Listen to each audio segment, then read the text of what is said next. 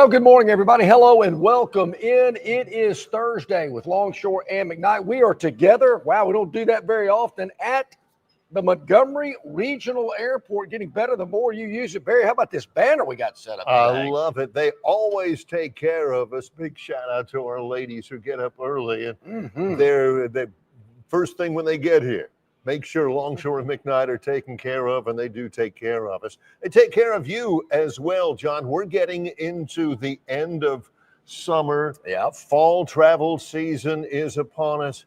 And I keep telling everybody, look, why in the world would you make two trips to get to one place? Great point. Know, yep. This is the place to originate. And John, no matter where your trip is, no matter where your destination is, when you originate it here at Montgomery Regional Airport, it is absolutely going to be seamless. Well, it really is, Barry. That's a great point. Why take a trip to make a trip? We're talking about why would you go to Atlanta?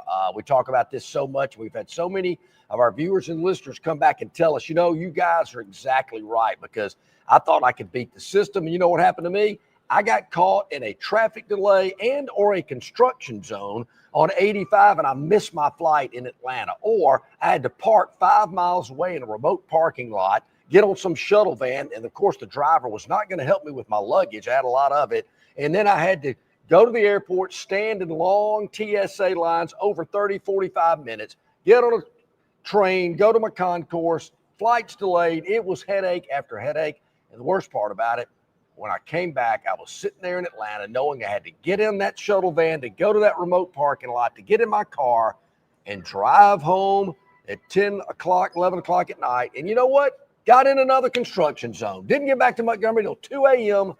Why would you put yourself through that? Nonstop flights from Montgomery to Atlanta, to Charlotte, to Dallas, Fort Worth. John takes the Washington, D.C. flight all the time. Gosh, I couldn't imagine you've got family there, of course, your daughter and everything. I couldn't imagine you having to make that trip as regularly as you do and have to fly to Atlanta to do it. Yeah. Oh my gosh. So convenient, Barry. She obviously uses it a lot as well. Was in town last week and had come down on that flight. You know, I was getting up this morning, got up around, I don't know, say 5:45, a little early, 20 to 6. Went to see if my across the street neighbor's newspaper had been delivered. It had, so I went over and stole it. There you go. Right. And while I was walking across the street, I saw it's about 5:45, the first flight out going to Charlotte this morning. And then when I was heading out the door coming here to Montgomery Regional, I saw the first flight to Atlanta, the Delta flight, about 5 after 6 this morning. And as I got here to the airport, I thought, you know, I just saw that plane fly over my house, and it took me like 12 minutes to get to the airport. I mean, how convenient is that? I mean, it's unbelievable. The Dallas flights are preparing to leave as we speak. So you're right, Barry, the convenience of traveling from MGM, it's just hassle-free, so convenient. Connections, as you mentioned, Atlanta, Charlotte, DFW, and of course, Washington's Reagan National, to connections all over the globe. So it is extremely easy. And we're so happy that so many of our viewers and listeners have taken our advice and flown in and out of MGM. You got all the people go through here. We see our friends going through here all the time. Some great people from Alabama State, Troy people, Auburn people, Alabama. It's interesting. 12-minute trip to get here for John. Just to give you a perspective on that, 12 minutes is just about as much time as it took that painter to paint the new national championships on the facing at Jordan-Hare Stadium. It had to be. Because how did they keep that quiet? How in the world did they keep it quiet? The painter, it had to be plural. No way one guy did that. Yeah. I don't know if Gurn can put that on the screen for us. We got a screenshot of inside Jordan-Hare Stadium of all of the national championships that have been recognized earlier this week, which I don't have a problem with. But Barry, just keeping that quiet, hiring this painter and say, look, wait a minute, here's the deal. You got to keep your mouth shut. We don't want you telling any of your buddies you're painting all these logos on the stadium, because we want to have a big announcement. We're, going to excite our fan base. We don't want anybody to know this. I don't know what's going on over there, Barry, but they get very secretive over there. That's not the way I like it. I like them fighting amongst each other, talking, getting stuff out there. I mean, it's making my job more difficult when they're so quiet over there. It's got to be done, and I'm thinking it's done on an overnight shift. But I'm thinking it's done. I mean, you've got to get it done quickly. You got to get it done without anybody finding out. It's amazing. And you got to get it. I mean, it's got to look nice. It's got to look good. You know, the quality of it. It can't just be a couple of swipes of the, of the 1993, and it looks pretty. So when you sent me that picture, Barry, I think Gern's going to get it up here for us momentarily. I might be able to do it. Should it have been? I know this is ticky-tacky, but here's the first thing I noticed. Well, I can't tell you the first thing I noticed. Wishy-washy and namby-pamby and ticky-tacky. My wife uses dilly-dally. Dilly-dallying is a big deal, too. Yeah. Should it be national champions or national championships? National champions, probably. I mean, it takes less paint, number one. Hey, there you have it. So you've got... I know that's ticky-tacky, but when I saw it, I went, here we go. Well, is it national champions or national championships? See, look, I mean, this is... They go national championships. Yeah. And this is live. This is... Well, not live. This was taken live. This is real life, people. This is real life at Jordan-Hare Stadium, Auburn University campus, Auburn, Alabama. National championships. 1910, 1913, 1914, the back-to-back natties. Yeah, no kidding. There's a little drought. Yeah, a little bit. Yeah. From 1914 to 1958 too? I didn't 57, know that. 58, 83, 93, 14, and 2010. Wow. That is real life. That is up there right now. We found out about it right after Brian Matthews' visit on Tuesday. Yeah. Jason Caldwell wrote about it on Tuesday morning. Yeah. This was up Wednesday afternoon. Wait a minute. Somebody else wrote about it too, Barry. Give him credit. After the fact, this reporter has known for Philip Marshall. That's it. All right. So as I look at it, Barry, I'm looking forward to visiting Jordan-Hare again soon. No, really, I am. Is that a banner that had been pre-made and they just stuck it up on that little part of the stadium? One of those shrink wrap deals like billboards or something? Or was it actually painted? I mean, I've got to tell you, that took some time right there. I imagine it was just, somebody had you got to get the scaffolding out, sticky on the back, and just rolled it out. And you don't want to make sure, that all the numbers look the same. I mean, either way, however they did it, they had to keep that quiet. And so they've got them up there in full display for the Auburn fan base to see when they open up against Ball State. I think Ball State's the home opener this year. Yeah, and I was being funny with John yesterday on text. I said that also represents the stands in the fourth quarter of the Ball State game. So they got that going. Everybody's excited. Barry, I have yet to see a T-shirt. I'm waiting to see my first Auburn national championship. Is it 9? 9. I've yet to see a T-shirt with the 9 national championship years on it. I know they're printing them. They got to. That's just easy money. Or the little square sticker in the back of a car window with 9 in orange and blue with national champions. You might have seen that for another school does that. Yeah. We'll see how that plays out. But I'm glad that they're doing it. Good stuff for them. I got to tell you something else, Barry, that's happened. And you better get ready for this. And if you're not doing it, oh, this makes me nervous. You are behind the times. Auburn released information yesterday that they've reached an agreement with a corporate sponsor.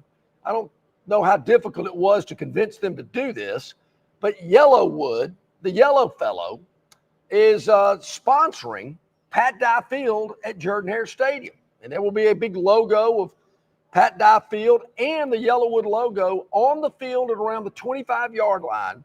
Reports have it, Barry, that it is a 5-year, 8-figure deal. 8 figures. That's tens of millions. Woo! So that's what's coming.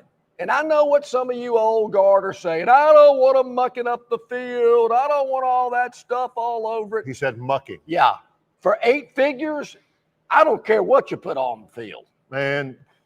Doesn't matter. Yep. You can have if somebody offered athletic director John Longshore 8 figures for his budget, you can put Linda Cohn's picture on the field as far as he's concerned. In a bikini. Fine with me. Yeah, it doesn't matter That's to me. exactly right. You can show Fax Girl from the neck up on the Jumbotron. That's exactly right. So hey, I mean, and that's the future. Corporate sponsorship, we've talked about it forever. It's all over the stadium. I mean, are we going to start seeing beer logos in the stadium? I don't know why we don't. I mean, down in Baton Rouge, they got all these Louisiana lottery signage and advertising all over the stadium, and that's where it's coming. And do you think that's going to help out with NIL a little bit? 8 figures? Woo! Other schools better be tapping into their well-heeled, deep-pocketed alums with businesses that they can put their logos on the field. Now, is it really going to bother you if you walk into Jordan-Hare and the first thing you see is the big yellow fella sticker on the 25-yard line? You see it in bowl games all the time. Yep, you see it on commercials all the time. You see him on that. Yeah. For $10 million or more, it's probably more.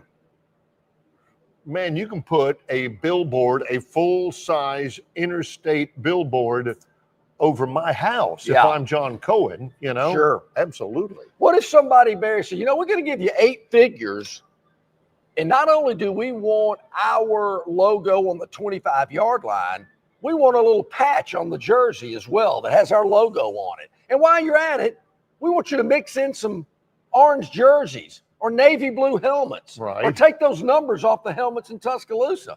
You think they balk at that? No.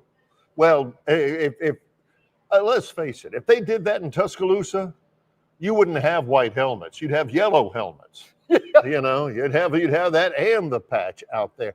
It's all just been a really interesting. I think it's a genius move by Auburn. Why not? Why not?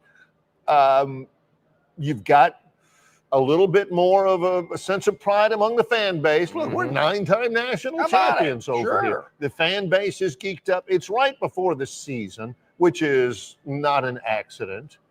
You're getting some national run, and you're getting the Bammers worked up.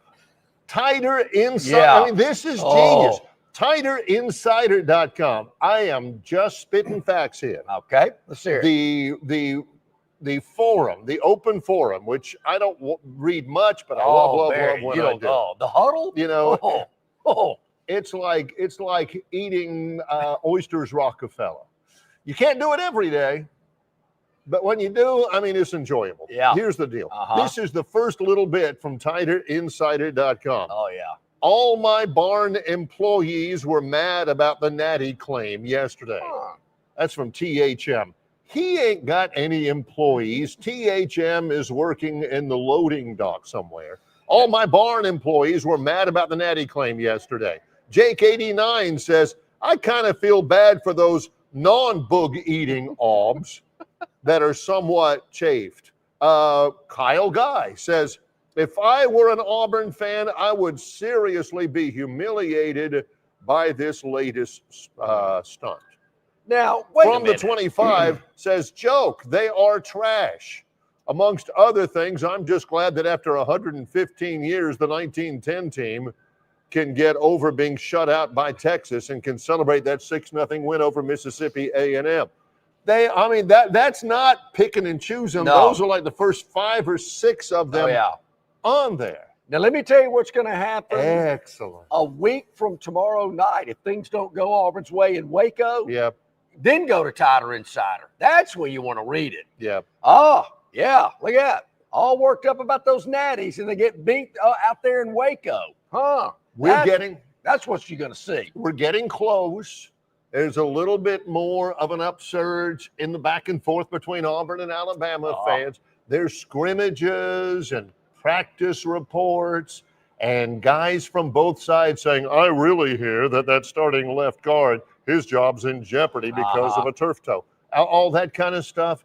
You know it's really getting close when you hear from Robbie from Greenville. He is up early today, Barry. He can tell us football season.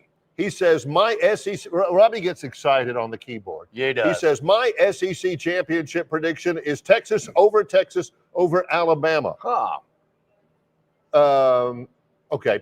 LSU third, Georgia fourth will give the SEC 4 teams in the college football playoff. I have Clemson over Texas for the national title. He says, I have Alabama going to the semifinals of the college football playoff, losing to Clemson, and Texas beating Penn State in the other semifinal. Robbie is ready. He is ready. The football season must be really only a couple of days away. Barry, how about the chat in between Robbie's 2 chats? I mean, that would be an interesting way to open up a game. Warren says it's not announced yet, but it is coming. Yellow fella leading the team out on his horse and yellow outfit, like Chief Osceola. Yeah. At FSU. Is he going to throw a spear in the yellow fella logo at the 25? Or at least a 2x4. Yeah, that's a good point. 2x4, that'd be good. Yeah, that's a good one there. So there you have it. I mean, it's getting that feel to things now, John. It certainly is. I'm looking forward to it. Well, Barry, we're here live at the Montgomery Regional Airport, getting better the more you use it. Jason Caldwell, Auburn Undercover, going to join us at the bottom of this hour. Rodney Orr, the Tiger Insider, at the top of hour number 2, presented by our friends at the Destin Connection Seafood Market, the freshest seafood available right here in Montgomery at the Destin Connection. And speaking of Destin Connection, Range Pro has submitted his picks for the FedEx Cup. I asked for it. Yep. We've got that coming up as well, live on location on our Thursday show. Take me to the river from the Montgomery Regional Airport, flymgm.com and travel above. He's John Longshore. I'm Barry McKnight. It's Longshore and McKnight in association with Yellowhammer News, presented by Bud Light. Score big savings at Stivers, Chrysler, Dodge, Jeep, Ram in Prattville during the kickoff savings sales event. New 2025 Ram 1500s up to $21K off MSRP plus 3.9% APR for 72 months or 1.9% APR for 72 months. It's your choice. New 2025 Jeep Grand Cherokees up to $11K off MSRP. New 2025 Jeep Wranglers up to $14K off MSRP or 1.9% APR for 72 months. New 2025 Jeep Gladiators up to $13K off MSRP or 4.9% APR for 72 months. And Ram 2500s up to $14K off MSRP. Alabama and Northwest Florida's largest volume Ram dealer is in Prattville at Stivers CDJR, where Price sells cars, trucks, and SUVs. 2209 Cobbs Ford Road and at stiverscdjr.com. On the basketball court, the soccer pitch, or even the golf course, your crew brings their best not just for the win, but for that post-game celebration. When victory tastes like Michelob Ultra, it's worth every drop of sweat. And if you don't win, you'll still get the beer. It's just on you. Superior is worth playing for. Michelob Ultra, 2.6 carbs, 95 calories. Superior light beer. Enjoy responsibly. Copyright 2025, Anheuser-Busch Michelob Ultra Light Beer, St. Louis, Missouri. Play to win big at Victoryland Casino, where the hottest, most exciting games are waiting for you. Big bonuses, giant jackpots, and rewards keep our guests coming back for more. Visit our Players Club today and check out this month's exciting free play promotions. You'll have more fun at Victoryland Casino, where you can be a winner too. Victoryland Casino, off I-85 exit 22 in Shorter, Alabama. Must be 21 or older. All right, welcome back in, everybody. Glad you're with us. About 19 minutes past the hour on this Thursday here at MGM, Montgomery Regional Airport. Check it out at flymgm.com for low fares and easy connections to points all over the globe. All right, Range Pro big into the PGA Tour, the FedEx Championship. You asked for it. He's got your picks for you. Very tough track at East Lake. If you can get through the first 4 opening holes, some of the longest, toughest 4 holes in professional golf. You've played them. I have actually. Yeah, I have played them. That was Range Pro says 5 round 1 plays. Okay. Barry's request. Mhm. Yep. From Eastlake, Harmon beats Novak. Okay. Auburn beats Yound. All Young. right. Yound. JT beats English. Harris English. Harris English. JT needs to have a good week. Fleetwood beats Henley. That's not Mick Fleetwood of Fleetwood Mac and Don Henley of the Eagles. Okay, I can go with that, Barry, because it's early round action. If this had been like late round action, I'm not sure I'd have gone with Tommy Fleetwood. Okay. Go ahead. Scheffler beats McElroy. Ooh, that'd be a good match. More tomorrow. Good luck. All That right. is from Range Pro. Do with them what you will. Yep. I'll just say this. He knows his golf. Yes, he does. How many times as a kid did he go skin diving in the lake, padding his fortune with used range balls, hence the name. Yeah. And now he has parlayed that into He quite used to the go successful. swim in the pond and pull up old Titleist and Spalding Dot and all those old balls, wash them up, clean He'd them get up, out sell them there, as wipe new. his eyes. Crow flight. Yeah. How much for that Titleist, young man? $1. Oh, okay. You got it. So, good stuff there. All right. So, as I'm thinking about what Auburn has done with corporate logos on the field, I'm just thinking here. Nothing wrong with And that. I'm opening up an opportunity for our Auburn viewers and listeners. What is a corporate sponsor that Alabama could tap into to get an 8-figure deal and put their logo on the field? Something that, Yellowwood is identified with really football across the Southeast. Identifiable, a visible CEO. And it's, obviously he's an Auburn grad and all that kind of stuff. Is there something applicable that really speaks to Alabama fans? What's the major brand of Vienna sausages? Well, see, I knew what you were have going we got? You got to go with somebody that can stomach a deal that big. I don't think T-Town Menswear has a bottom line. They could absorb marketing costs like that. Bojo's rims and curb feelers. Not going to happen. I don't think that's going to be a deal. So you got to find the right sponsor. I know they sell a lot of Dodge Chargers and Challengers, but I don't know if that would be a good marketing opportunity for them. Golly, what else? Bright Star? No. I don't know. I need some little help. I was thinking about that. What would it be? Yellowwood's kind of a no-brainer. If somebody were to, press me on it and say, hey, what do you think will be Auburn's very first on-field logo sponsor, which is a multi-million-dollar deal? I would have said Yellowwood. Yeah. Golden Flake. I like me. I'm a standard potato chip guy. Don't give me the dill pickle. John likes the sweet heat. You like or those? The barbecue or the salt and vinegar cream. are good. I like those. I can stomach that, but just give me the plain ones out there. But you don't want to have, do you, a Daniel Hill touchdown run, slows up at the 15-yard line. Everybody's got their cameras videoing, and he steps right over a Golden Flake potato chip logo. That's not going to look good in the SEC championship game appearance retrospective. Yeah. I don't know. Excuse me. I'm What trying would to it think be? of another. I think Kentucky has Kroger grocery stores on their field. Kroger Field, I'm trying to think of what other SEC school has a Golly, corporate Arkansas logo. has a couple of no-brainers with Tyson Foods and with Walmart.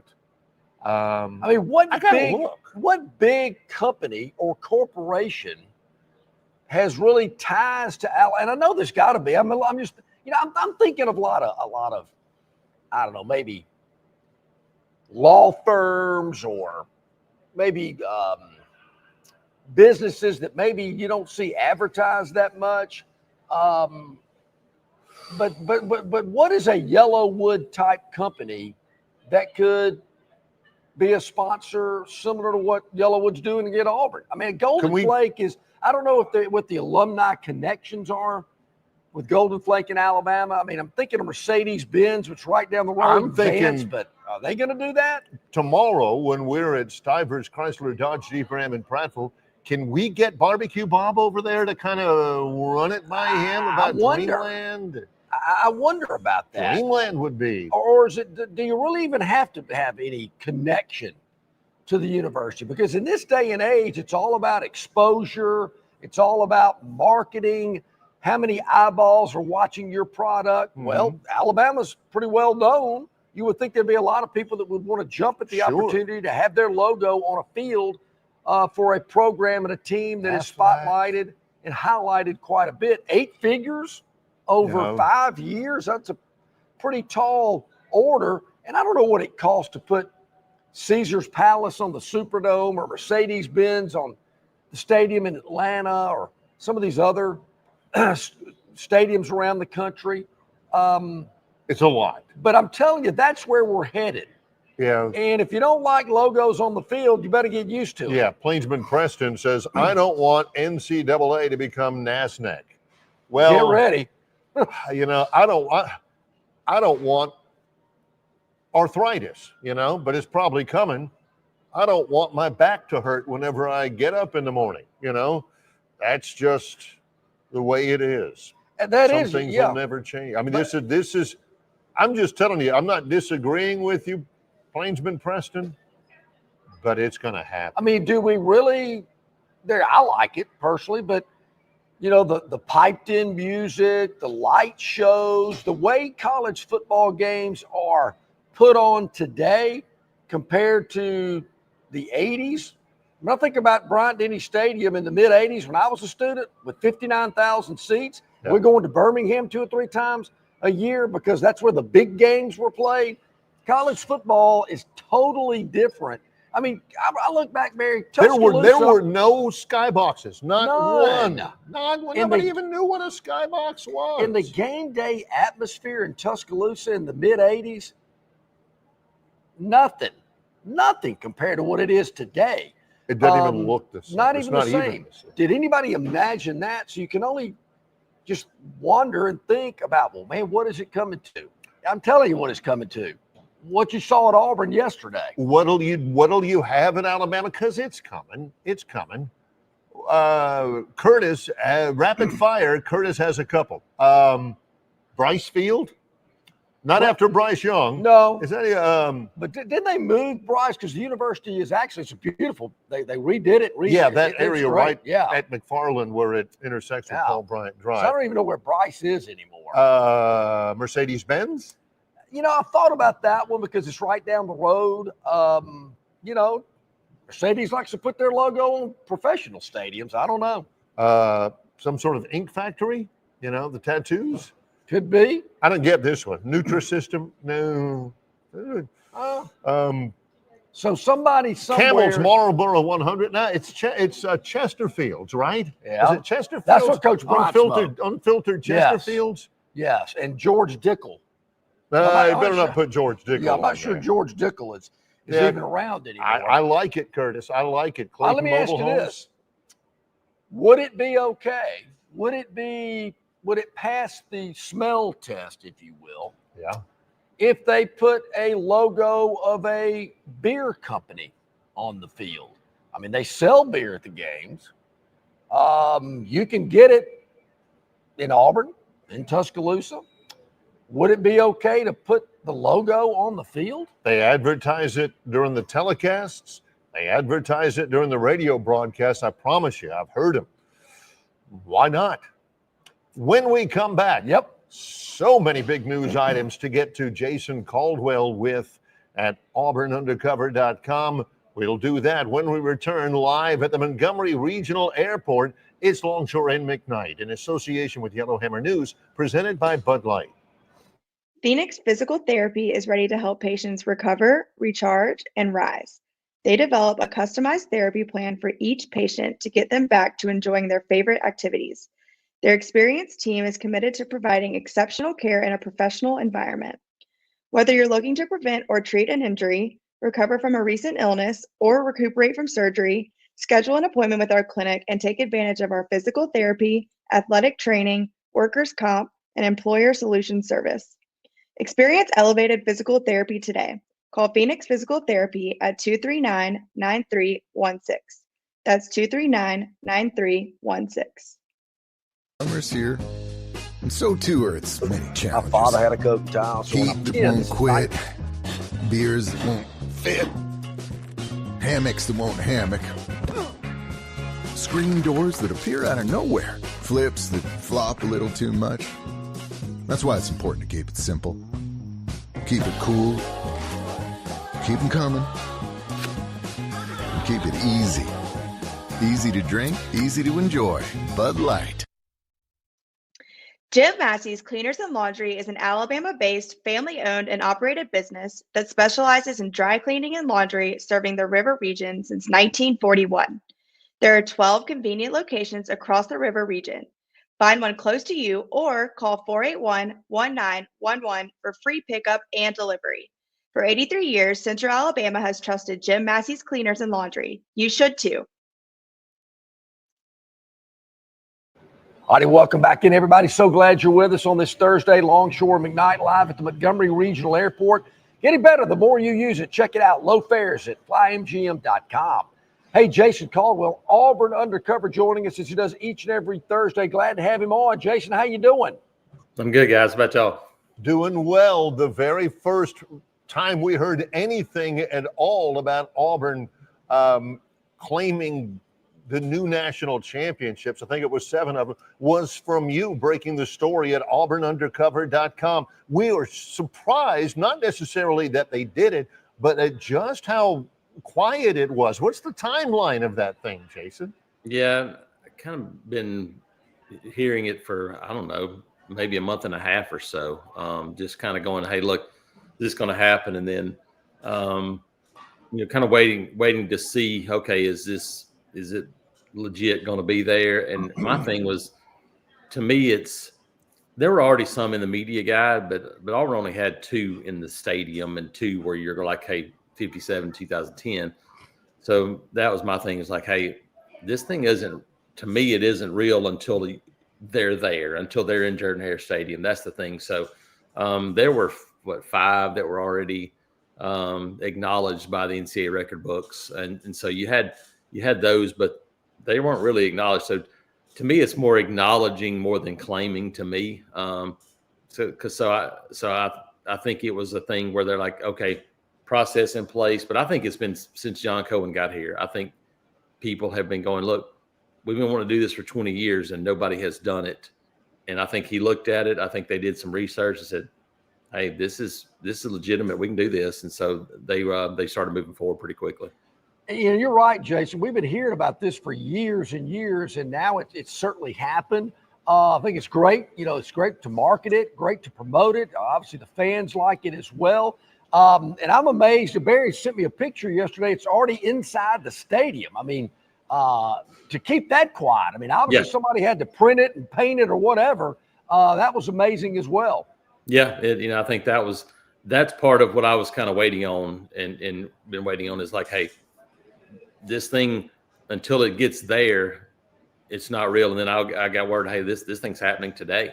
And so once we knew that, hey, it was going up and at least it started moving forward, and it was like, okay, it's time to do this. And I think honestly think it was smart by Auburn to not make this. I mean, there wasn't a press release. There was nothing done from the university, from the athletic department. Basically just contacted them and said, hey, is this legitimate? And got a quote from John Cohen. But this wasn't hey, we're going to make a big marketing campaign out of this. This was, look, we're acknowledging what we should have acknowledged a long time ago, and that's it. Speaking of something that, that has moved the needle news-wise, we're already getting some commentary from some of our viewers and listeners and people around about the relationship, the on-field sponsorship from Yellowwood and Jimmy Rain to the tune of, several $1 million for those people who are clutching their pearls. This is happening elsewhere. And for those who are decrying the current state of college athletics, Jason, that kind of stuff is not only here to stay, but it's going to get bigger. Am I right? It is. I mean, like, I think, Auburn folks, Alabama folks have probably been spoiled, but this has been going on at other places for a long time now. You probably see it more even at smaller schools where they've been doing that to promote it a little bit. But heck, you look at Kentucky. Kentucky's football stadium is Kroger Field. Their baseball stadium is Kentucky Proud Park. Tennessee, Thompson Bowling Arena is now Food City Arena or something like that. Like, this has been happening already. We saw South Carolina do it. I think, and I did a little bit this morning in my 2-minute timeout, like a pull behind the curtain a little bit of letting people like, this isn't about just making money for the athletic department. This is an NIL avenue is what a lot of this is too. Because now you have a partner you're working with, legitimate NIL deals for a company. So now you saw Keldrick Falk and Jackson Arnold, Cam Coleman, Eric Singleton in there. Then you go like, hey, I don't think it was probably a coincidence. Nobody's told me that those 4 guys were pictured with that photo. You start going, okay, legitimate NIL deals with them to market a brand. When you do those things, then that's less money that you have to use for your salary cap that you can use for other players now because you're getting NIL deals. And I think the same thing will happen with Nike deals. I think we saw Tennessee do it. People like, hey, I think Auburn had already structured some of that stuff in with a Nike deal to, okay, well, look, we're going to have some NIL part of this too. So in essence, you're taking less money as an athletic department, but structuring it so that's now going to student athletes in terms of NIL deals. It's a win-win. Yeah, and I think people like the days of 1985 where there's no advertisement. You can't go in a stadium anywhere now where there's not advertisements all over the video boards, everything already. This thing's been sold for a long time, and now it's just a matter of moving it to a different spot. Yeah, no doubt. It's revenue stream. It's a lot of money, millions and millions that can help out in so many ways. So when you walk into a stadium and you see a logo at the 20-yard line, 25-yard line, get used to it. But I wondered, I don't even wonder because I think it's going to happen. Just wondered how long it'll be before you see a logo on a jersey like you see in some of the professional sports, whether it's Yellowwood right here or Coca-Cola or whatever it could be. Yeah, I got to think that's coming too. Yeah, I think that's the last one, I believe, but I think it'll happen. Somebody will do it. And I think it'll be maybe smaller schools first to go, hey, we're going to give you that opportunity. We're going to be on TV 3 times. You want your logo on national TV or whatever. I think it'll be the last one for major schools, I believe. Now, I do think you might see it in smaller sports. Maybe some of those sports going, hey, we'll do it for this one or whatever. Maybe women's basketball, you're on TV a bunch. That would be a big boost for a women's basketball program to go, hey, we'll give you this sponsorship logo or whatever. Football, it feels like that might be the last one. Yeah. Now, I say that. Maybe it's the last one for programs who have stuck with traditional uniforms, and this is who we are. Teams that have thrown uniform combinations for years and years, maybe the first ones to go, heck, we've already done this anyway. We'll throw a patch on there. It doesn't really matter. So maybe that might impact it a little bit. Jason, one more off the field thing before we focus on practice. Today is the day that Auburn, that everybody hears about the commitment from the 5-star safety, Braylon Womack. Am I right? That's right. 7 o'clock tonight, I think, is the time. It's on 24/7 Sports YouTube channel. Tom Loy, one of our national guys, will be there to handle the announcement. And still feels like Auburn's trending in a really good direction for him. So I think he's number 13 player in the country and the number 1 safety in the country. So would be another big boost to a class that's continuing just to inch forward a little at a time. And I think it would probably put you in maybe the low 30s, something like that. But if you look at it in terms of your average breaking per player, you would probably be in the teens. So you're talking about quality of guys would still continue to be pretty darn strong for this class. A week from tomorrow, Auburn kicks it off against Baylor in Waco. I guess game week prep, if it hadn't already started, it's about to be. Yeah, a little by little, they've done some this week. we've all talked to coaches over the years, and the one thing they don't want to do is start so early that it gets stale. And so normally they do a little bit at a time, and then they'll be full bore, probably starting today, to be quite honest, because you're basically just a week away, because tomorrow will be, in essence, a dress rehearsal.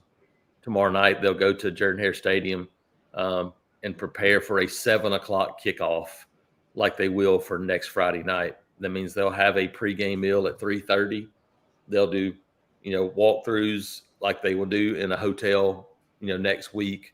They'll do all those things in prep for a game, but then they'll do headsets, coaches upstairs, communication, substitution packages, all those things that you have to be sharp next Friday. You'll do that in a game type mode tomorrow. And then it's game week as you get ready to roll a short week next week with a Friday game.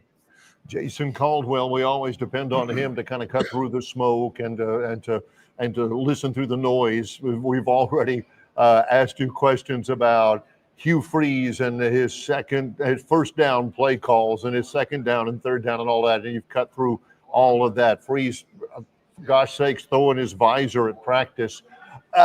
He mentioned this earlier this week, and I just would love to know what you think about it. The possibility of Auburn using 3 quarterbacks in the game against Baylor. What do you think? Yeah, I think it's the difference, and I've tried to say it's the difference in saying it, we're going to play 3 quarterbacks or 3 quarterbacks may play. To me, though, that's the different. When I think about those two things, like when you play, hey, so we're going to play 3 quarterbacks, that means all 3 have a legitimate role. When you say, hey, 3 quarterbacks may play, it means we may be 3rd and 2 and Ashton Daniels, we may have a play we really like against Baylor and we're going to use him. Or we may have a, Hail Mary at the end of the half and Deuce Knight has the strongest arm, or we're going to put him in the game. That's what I think about. I don't think about we mentioned 1985. I don't think it's Jeff Berger, Bobby Walden and who was Pat Washington all playing. And you're going like, we don't know who the quarterback is yet. To me, this is, hey, they may have a little something special for one of those guys, but I don't think you're going into this game with a plan to go, hey, Deuce is going to play 17 plays. Oh, Bobby Walden. Yeah, I love that reference. Bobby was the starter coming out of fall. That is a great get, Jason. Bobby Walden, love it. Yeah, so I guess this time next week they'll be heading out that way, heading out to Waco. They will. They'll be. I'm sure it'll be you just kind of move everything up a day. Normally they leave early afternoon. Be interesting to see. Normally you go to places in this league you've been before. You don't have a walkthrough. Sometimes they try to go to the stadium. Sometimes they don't. Nowadays, there's not a whole lot of difference when you get on the playing surfaces. You'd have some places might have a big crown. You might want to go and do a walkthrough.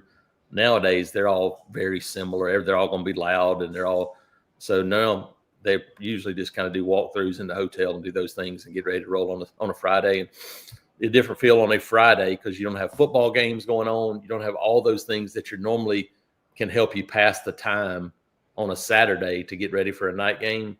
And so I'm sure they'll have to kind of figure out some ways to kind of keep guys occupied on that long day on Friday. In the spirit of the visit where we ask you about the Yellowwood sponsorship on field, where we ask you about the claiming of the national championships, it's been quite the newsy week. Therefore, we got to ask you about retiring Cam Newton's jersey. I think that's the Georgia game. John immediately said, what took him so long? Yeah. Nobody had worn it since 2010 anyway. So it had basically already been retired. It just wasn't official. So yeah, it was a long time coming. And, I kind of been wondering for a couple of years now, would you try to do what maybe LSU has done in Florida, maybe some others have done, because Florida took 11 back out of retirement when Spurrier was coaching and gave it to Ben Hanks and some other guys. Would you try to start going, hey, we're going to honor captains by letting them wear 2? And could you talk to, the Sullivan family and the Beasley family and Bo's family and go, hey, we're going to give this number to an honor guy. So maybe you don't take numbers out of rotation, but I think it's okay. I mean, there's enough double numbers now in college football that big teams are kind of used to it. So there was never a question about honoring number 2. It was just, to me, how it would be done. Yeah, that's interesting. Bringing it back to a deserving player because of things he's accomplished or things he's done for the school and the athletic program. That could be an interesting twist. I kind of like that. I hadn't really thought about it. I knew what was going on at Florida, but that'd be kind of cool if they eventually went that route. To me, when I think about numbers, honoring them by wearing the number, to me, gives a lot more publicity than when they're not out there. Because, I mean, everybody, when I think about Chucky Mullins, how many times over the years his name has been mentioned by somebody wearing 38, it always makes me think, and you get a lot more talk and a lot more attention when somebody's wearing that number to honor somebody else. I thought it might be a twist. Maybe it's something that happens down the road. We'll see. It's hard to define this, I guess, but with a local note here, Hugh Freeze said that he wouldn't be surprised if running back Jeremiah Cobb from here in Montgomery has a breakout year. What do you think, and how would you define, his arc of improvement at Auburn to this point? Yeah, I think it's been, when you have a guy like Jarquez Hunter there, it makes it really tough because, again, we can go back, like I said, go back 30 years and you're running the ball probably 70% of the time. So you have more carries for guys. You don't do that as much anymore. And so now it's harder for that second, third running back to get a ton of touches. And so if you look at Jeremiah Cobb, and now it's an opportunity. I don't think you'll have one guy, at least right now early, that gets the bulk of the carries.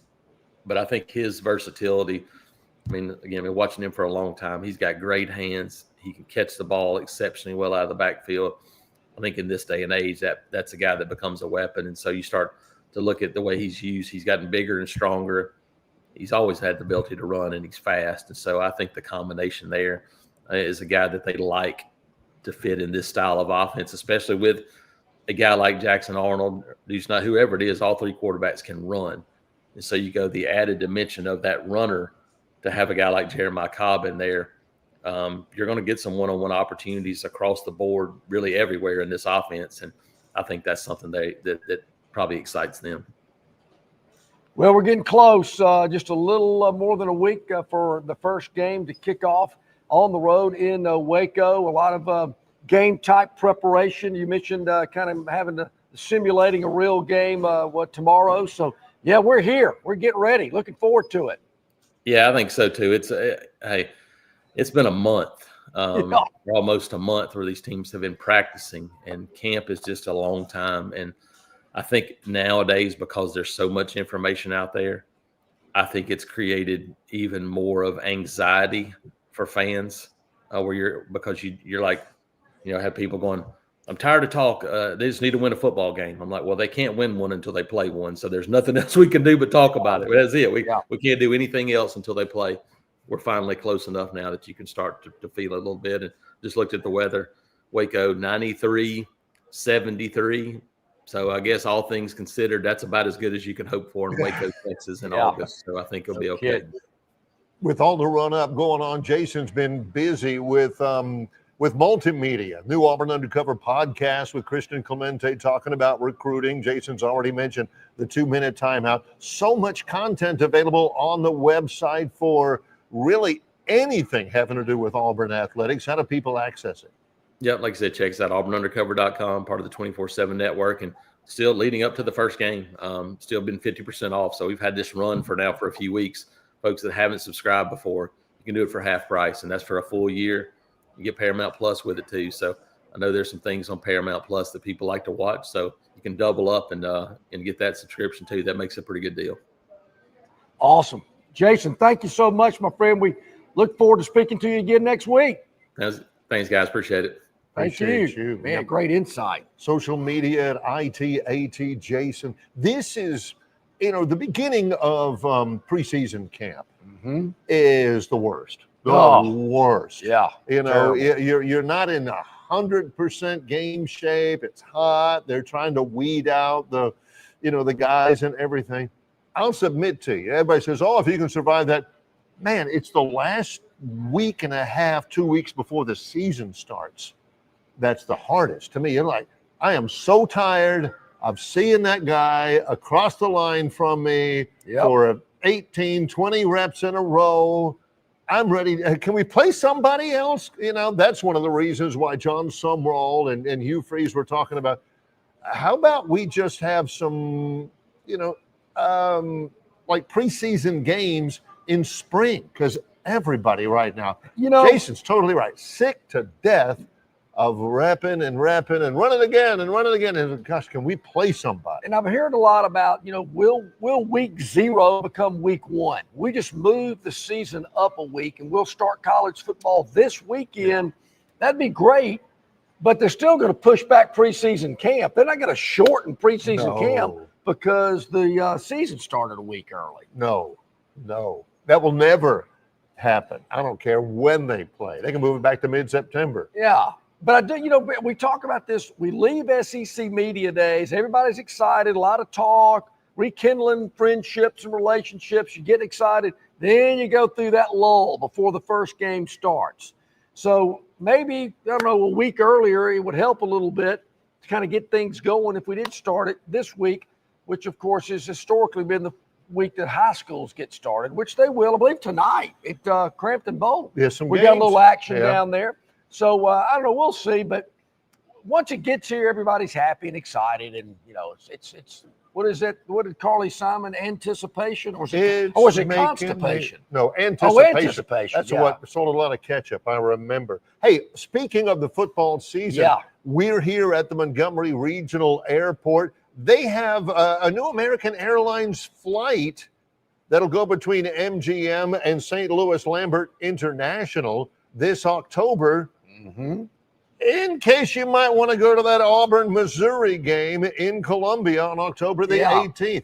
That is MGM being responsive to the people's needs and desires. Barry, that's kind of a new thing. I don't want to say new. It's been going on for several years. Right. Really new to here to MGM. I don't know airports across the Southeast. They know the fan bases. Yeah. They know how excited and how fans want to travel with their team. So these Delta, American, United, all these airlines have added additional flights surrounding away games. I know there's some service to Tallahassee for Alabama and Florida State, Auburn, and Waco. I know there was some service around the Southeast as well. MGM's tapping into that as well. And you mentioned Auburn's game out in Missouri. Hey, that's kind of a tough drive. You don't want to drive there.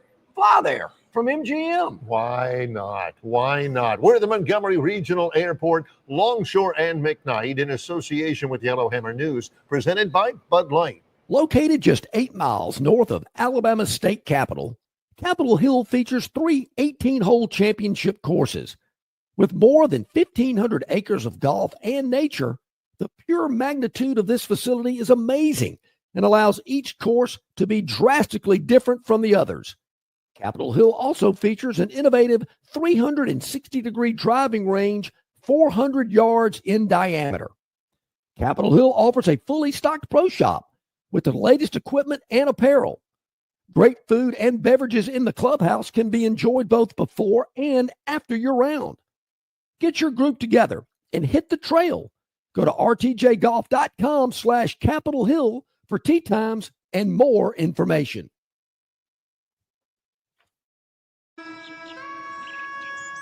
The Bush Guide, cold and smooth survival skills. For a successful stint in the great outdoors, pack accordingly. Place heavy essentials near your spine for stability in rough terrain, with light items near the bottom. Now, you may be wondering, where does the Bush Light go? In your stomach. Bush. Head for the mountains. Enjoy responsibly. Copyright 2023, Anheuser-Busch, Bush Light Beer, St. Louis, Missouri. Why Hands? At Hands Heating and Air, you get this area's highest ranked service provider with 24-hour repair service, no overtime charges, and their same-day service guarantee. Plus, instead of other companies' 30-day repair warranty, Hands gives you a 3-year repair warranty. Hands Heating and Air is here for you 24/7, 365. And service is not just something they do, it's their way of operating, for you in mind. All of Hands employees are trained to adhere to this standard. They work hard to ensure that this standard is maintained, and they are constantly looking for new ways to better serve you. Call Hands Heating and Air today at 508-5382. That's 508-5382, or find them on the web at 834hands.com. Alrighty, welcome back in, everybody. About 6 minutes to the top of the hour. Rodney Orr, the Tider Insider, will join us from Tuscaloosa, of course, sponsored exclusively by our friends at the Destin Connection Seafood Market. If you're thinking about Labor Day next weekend, some boiled shrimp, some fresh oysters, some crawfish, maybe some snapper, some grouper, whatever it may be, for whatever cookout you've got planned for the big Labor Day holiday weekend, make sure Destin Connection is a part of it. So I know you've been anxious, Barry, to hear what maybe some of the people on the River Eaton Straw VIP text chain are saying about Auburn's Natties. You're up for a few? I am. Oh. I am. We've already hit up, those people who track Auburn at TiderInsider.com's open forum. That's true. Yes. Here's a common theme I'm picking up Again, on. 7 more national championships. Not claimed, but like Jason said, they are acknowledged. Recognized. Now, recognized Yes. by Auburn University, meaning that they were always there. They were always right there. You know, it's like the people, hey, yeah, I know you. You're in my trig class. Yes, you know, right. They've been there the whole time. It's like that girl that you knew when she was 13. You didn't see her all summer, and then she comes back to school when she's 14, and you're like, oh. And she says, I've been here the whole time. What happened to you? Have you? Been a big summer for you. Yeah. So they've always been there, but Auburn is now recognized. So let me make sure this is, so if I'm over there yucking it up at Auburn with all my buddies before pregame, and I say, man, I'm so glad you guys are claiming those whoa, we're not claiming them. No. We're recognizing them. So what's the difference between claiming and recognizing? Claiming means that we're deciding to give it some credibility.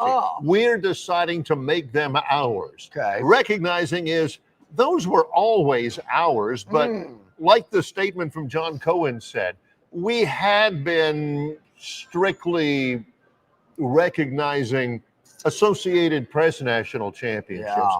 Now we're recognizing all the sweat and blood and sacrifice and perspiration from all those student athletes from yore and the national championships that they won. We will now acknowledge and recognize so I guess what if you they've done. Claim it, you display the trophy in the athletic department. If you just recognize it, you just paint it on the side of the stadium. See, I'm not sure there are trophies for them. I couldn't tell you, who John Howell or Sam Howell or Thurston Howell or whoever it was that had the computer program that recognized the 1913 championship. But I don't think he's given out a trophy. If he is, just head on down to the trophy shop, get you one made, and have it by the afternoon. I don't think there's that, but there will be recognition in the Auburn Athletics Museum. And they're doggone sure already game day program. Do they even have game day programs anymore? They already have recognition on the facade at Jordan-Hare Stadium. So here's kind of a general consensus of what I've been getting. Matter of fact, Barry, I got some while you were explaining that. These guys are on top of it. Yeah. This one says, I have no problem with Auburn claiming natties, but I think one criteria should be can't be on probation and must have attended a bowl game. Put natties on the stadium facade is not going to change the product on the field. Sure, there's no question. Much like changing the names of the high schools in Montgomery didn't change the performance inside the school. Got a good point there. This is translated as, I don't care how many championships they claim, they're still Auburn. That's what that translates as. Pretty much. That's what my Google Translate says. I speak, you can set it to Mandarin Chinese, German, everything. You set it to Bammer, and that's what it tells me. Whatever they want to do is fine with me. They're still just Auburn. That's what it seems like. Might be on to something there. Yeah. Let me explain this one more time. We teased it yesterday. Oh, this is big. This is big. Beginning next Friday, a week from tomorrow. Well, actually, you can start making your predictions beginning on Monday. If you want to. If you want to. It is the Marguerite's 1-carat diamond giveaway. It's true. Marguerite's exquisite jewelry. And what you'll do is you'll pick the exact score for each team in each Auburn and Alabama football games to win. Got it. If multiple entries have the correct scores, there will be a draw-off with the correct entries. We'll do this every week. Sure. You'll pick the score of the Auburn game. You pick the score of the Alabama game. If one of them has a bye, you'll only pick the one game. Limit one entry per person, per household, per game. That's you, talking to you. Per household. We have this happen with our bowl prediction contest and our NCAA tournament. If we get one from Joe Smith and Joanna Smith and JoJo Smith and Joseph Smith and Joetta Smith, no. Not going to happen. Come on. A couple of rubes here. Enter any time the week of the game. Sure. Beginning Monday, all entries must be received before the kickoff of each game to be valid. We'll know when you send it. It's timestamped. Yep. At Longshore and McKnight at gmail.com. That's how we'll track it. That's how you enter it. That's how we know when you enter it. Subject line, put diamond so we know what you want to get in on. So it's pretty interesting, pretty fun, going to be a lot of excitement. One additional entry to win a 1 carat diamond as well for the national championship. We'll give you more on that. Yeah. If you win the weekly, you got a chance to go for it for the natty at the end of the year, but we'll give you more on that later on. But just wanted to kind of tease that again of what we'll be starting up on Monday. Next week's going to be Big Bear, of course. All of our normal guests throughout the week. Luke and Bill will join us on Mondays beginning this Monday. Of course, Lee Sterling and Ralph Michaels on Friday. So along with our other guests throughout the week, we got a lot going on with the start of football kicking off really next week on the college level. Our man Rodney Orr is the Tiger Insider at TigerInsider.com. Always presented to you here on Longshore and McKnight by our friends at the Destin Connection Seafood Market, 3750 Norman Bridge Road. Call David up, and they can take care of all of your Labor Day party seafood at 288-4272. They certainly can. The freshest seafood direct from the Gulf here in Montgomery and the river region. Rodney Orr, the Tiger Insider. How are you doing today, Rodney? Thanks for joining us. Hey, John and Barry, I'm doing really well. How are you guys? We're doing great. We're getting closer and closer to game week, and we rely on your expertise. We know that you always get a lot of traffic on your On the Hoof reports. Combine it with your top camp takeaways. What are some of the highlights or surprises or noteworthy items from camp as a whole leading into game week next week? Yeah, I guess you could say a lot of things. But I would say this, if it's just me, one of the big questions you have is when you have an inexperienced quarterback. And we've talked about it on this show. Ty Simpson has all the tools. I think he really has all the tools to be an outstanding player. But with the lack of experience, you never know how a guy's going to actually respond. And we still don't know in terms of when the live bullets start flying. But I do think, John and Barry, based on things we've heard from camp, the practices, the scrimmages, that Ty Simpson has taken a big step, it appears. Talking to people, former NFL quarterbacks, that have watched him in the scrimmages, that look at things with a very critical eye. They've really talked about, how Ty has handled himself with a lot of confidence. He's handled himself, shown a lot of command. And Ryan Grubb said a couple days ago that they tried to put him in some situations in the scrimmage to see how he would respond, and that he kept a calm demeanor, whether it was good or bad. So I think all of those things are very positive, because to me, that's the question I have about Ty. Are you going to protect the ball? How are you going to handle yourself when things don't go well? Those types of things. So again, we won't know until the games start, but I think this is a pretty good indication that maybe he's taking a big step. Something that I talked about even before Kalen DeBoer's first game at Alabama is just getting over that first year. Right. There was a lot of uncertainty, unfamiliarity. I mean, what does he expect? What do these players do? What is it? Here I am in the Southeast. I was up in the Pacific Northwest. Getting over that first year of on and off the field, just getting familiar with everything. To me, Rodney, what I'm picking up, that's made a huge turn from when he first arrived, from how physical preseason camp has been to the weight room to players staying with the team after spring practice.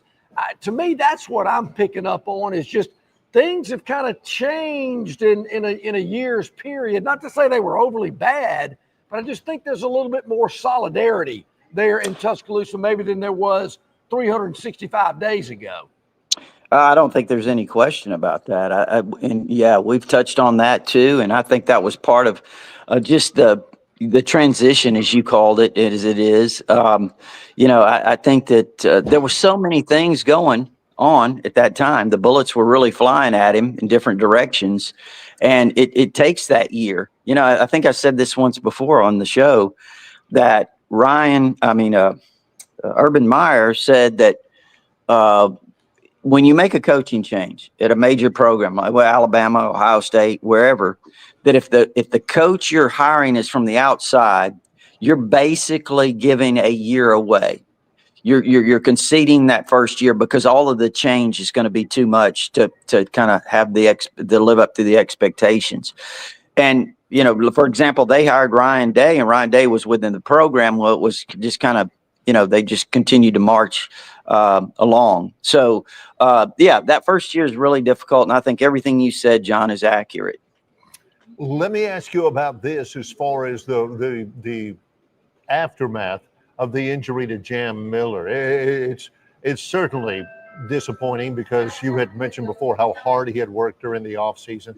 But with him out for an extended period of time, from a pure football sense, Rodney, what does that mean to this offense? Well, I think the experience. I mean, he's been a strong contributor for 2 years. I think Jam had really prepared for this. He was probably in the best shape of his career. I think he was geared up to have a really big year, and he still might, because I think the goal or the hope is that maybe he'll be back by the Georgia game at the end of September. And if that's the case, then great for him. But, John and Barry, listen, I think when you look at this running back room right now, again, the lack of experience overall is something that jumps out at me. But I think it's wide open. I know there's a pecking order in practice. I know all those things, and I do believe Richard Young is probably the favorite to start against Florida State. But I don't think there's anything that's given. I think Kalen DeBoer, Robert Gillespie, this offensive staff, and Ryan Grubb, they're looking at it like, we're going to find out who wants it. So if you want it, you go get it. You go get it. And that pecking order is wide open. Now, with that said, I kind of said yesterday in my takeaways that I think the sleeper in this group could be Dre Washington, the transfer from Louisiana. One thing, he's got some experience on this level playing at Louisiana, and that's not the SEC, but he's got some experience on the college level. And he's got a lot of tools. I mean, he is a pretty dynamic guy when you look at him on tape. I think, as Grubb said the other day, it's just he never was asked to pass block, or certainly that wasn't something that they demanded of him, that he's still having to grow in that area. I'm just curious, Barry, did you see that guy play? I was going to say that because I've seen Draylon Washington. I've called games when he played for Louisiana, and I'm not saying this, but if I had to pick somebody that he reminds me of, his size, his skill set, his vision, I would have to say somebody like Emmitt Smith. Wow. And again, he's not going to, be the all-time leading rusher in right, the NFL. No, I understand. Yeah. But I think, just his build, Rodney, and more than anything else, his vision. He's one of those guys that you don't ever seem to get a clean shot on. Nobody ever hits him squarely. Well, Rodney, you probably remember a game in Legion Field where Emmitt Smith ran all over Alabama. I was there.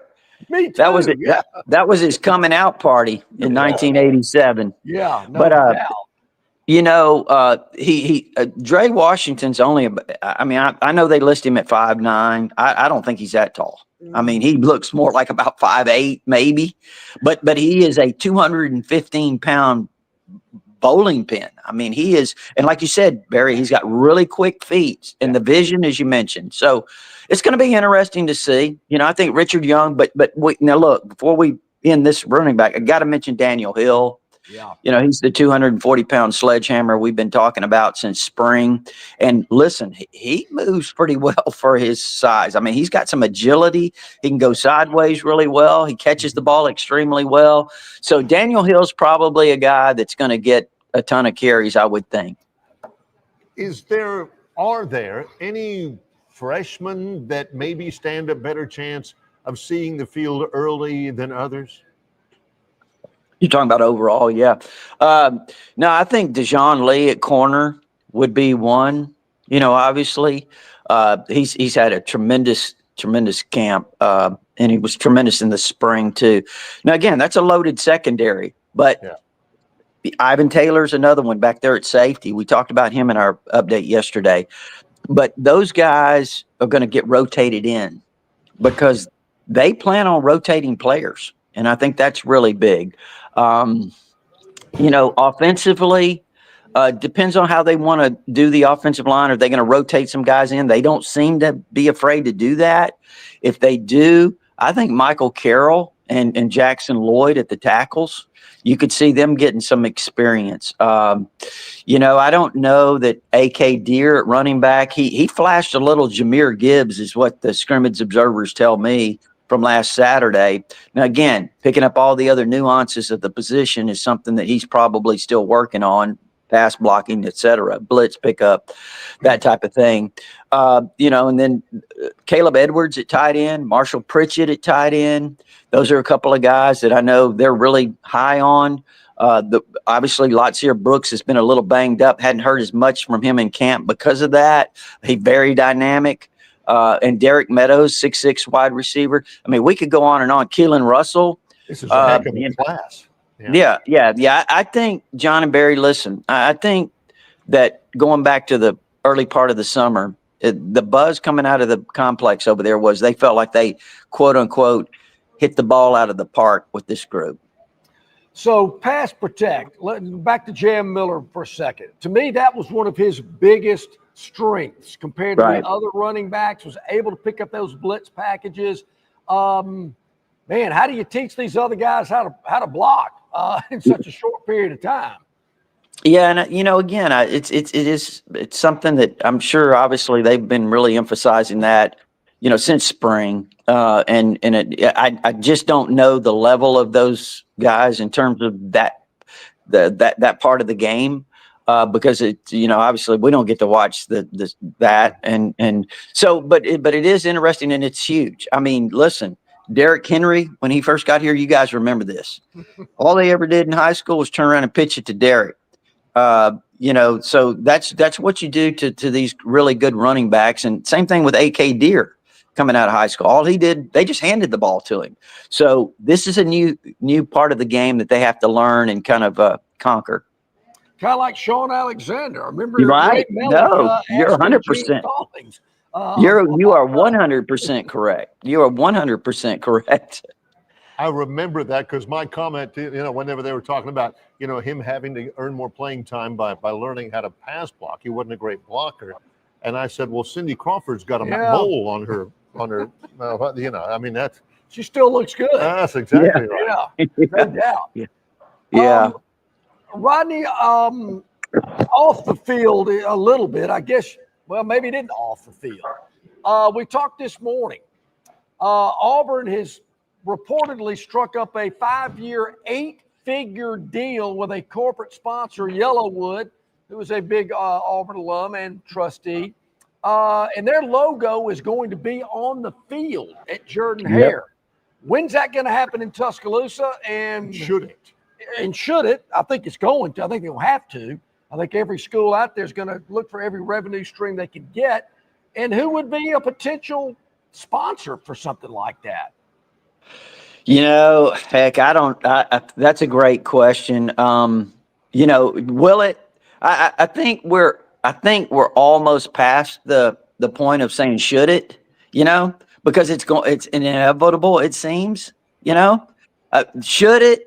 Well, you know, I look old school and say, no, I really don't like that. But is it going to happen? Pretty likely, I would think. I mean, I think you're almost to the point now where you don't have much choice. This is the direction it's headed. Who should be that sponsor? I mean, you guys probably know more about that than I do. There's a Mercedes plant right down the street. Nick Saban's got, he's got some Mercedes dealerships across the country. I mean, I don't know. I might have that Mercedes. I might have that Saban Mercedes. It's Saban Field after all, right? Sure. Yeah, So, that's the first one I thought of. So- Rod. It was the Mercedes logo right there on the 20 or whatever they do or whatnot. But I'm with you. I think revenue streams are so important with the day and age of college athletics. It's all about how much money can we generate. I think you got to look for every opportunity available out there for you. And I think you're going to see every school in the country. And obviously the ones that are the most high profile have the advantage of going into these companies and saying, hey, we're on TV every week. Our numbers are through the roof. People watch our product. You're going to have millions and millions of eyeballs seeing your logo, seeing your corporate name on our field every time we're playing. Yeah, I know. I think it's inevitable. I mean, again, I know Alabama fans aren't going to like it. I know they're going to really be upset if patches start going on jerseys. We talked about that. Or logos on the back of a helmet. What if every player has a different logo on the back of his helmet? Sponsoring something, whether it's what if the guy says, look, I'm going to pay you 8 figures, but for one of your games, I want you coming out in uniforms with my company colors on your uniform. Could that be something? I mean, John, now listen, John and Barry, I'm not sure this fandom can this fan base could handle that. Hey, the Tighter Insider message board would be on meltdown if that happened. Yeah. Hey, they get upset about the thought of wearing white helmets, and that's a part of Alabama's history. Alabama's won national championships, in seasons that they wore white helmets, and they don't want anything to do with white helmets. Let's talk a little bit. I remember UCF in their spring game one year, Central Florida. They didn't put their players' names on the back. They put their Instagram handles on the back there. Yeah. And they have a little, what do you call them, a QR code on the back of there. Let's not do that. Let's talk about history for just a moment. Season opener coming up for Alabama. Some people will say that the most impactful season opener in Alabama history was in September 1971. The day 10 days before my brother Mike was born, that Alabama Southern Cal game in Los Angeles. There's even some people who say that was maybe the most impactful game in Alabama football history up to that point. You agree? Well, it was very impactful. I certainly remember it. It was a Friday night game. Did you remember that? It was a Friday night game. And I was in Corpus Christi, Texas at the time. So, the coverage back then was very limited. We had no idea. I had no idea till the next morning that Alabama had won. And I opened up and said, Alabama stuns USC. And I was stunned. I mean, and it was, it just, again, it laid the foundation for that season. And Alabama went undefeated. I mean, obviously they got trounced by Nebraska for the national championship, but it was the start, kind of like the Clemson game in 2008, in a lot of ways. I think those were two monumental openers that I don't think anyone will ever forget. Now, I will say this. We talk about the good. I remember one of the worst season openers, and I bet you guys remember this, 1975 against Missouri. They opened on a Monday night in Legion Field. And Richard Todd comes out in these Converse high tops. He makes a bad pitch out on the first play of the game, and Tony Galbraith from Missouri's running up and down the field. So that was not a very fond memory that night. It works both ways in some of these openers. Barry, it's interesting you bring that up. One of the best documentaries I've ever seen, I can't remember who did it. It was about the Alabama Southern Cal series. In 70 and 71, Tom Selleck narrated it. I can't remember where I saw that. It was phenomenal about Coach Bryant, Coach McKay getting together, talking about it. Coach Bryant's idea of bringing Southern Cal to Birmingham. They would go to LA the next year. It was really, really well done about how it just all came together and what they were really trying to show the nation and show the South, show Alabama about this is what football is all about. This is where it's going. One of the best parts of it is they talk about McKay and Bryant having dinner in Palm Springs, California. And the maitre d' comes up to Coach Bryant and says, hey, Coach Bryant, Frank Sinatra's in the next room. He'd love to meet you. And allegedly, Coach Bryant looked at the maitre d' and says, well, great. Tell Frank I'm right here. Send him over. That sounds like him. Listen, that was that 70 and 71. I mean, both those games are monumental. When you look at it, you're right, John. I mean, we talk about the 71 game being so monumental, but the 70 game set the tone for everything. Yeah. That 70 game set the tone for everything with Sam Cunningham, the game that he had, I think that's certainly in Birmingham. I mean, it sent a lot of shockwaves throughout the state. I don't think there's any doubt about that. And then, of course, they had signed the contract to play later, too. As you remember, Alabama in 77 goes out there and beats USC. That was a huge game, huge win for Alabama in 77 out there. And then, of course, the next year, USC comes here. And I don't think a home team has ever won one of those games. I mean, when you look at the USC Alabama series, now they played in the Aloha Bowl, and they've had some other neutral site games. But I don't think they've only played 4 times home and away. Okay, twice in Alabama, twice in California. They played bowl games. They played a kickoff classic type game. Right.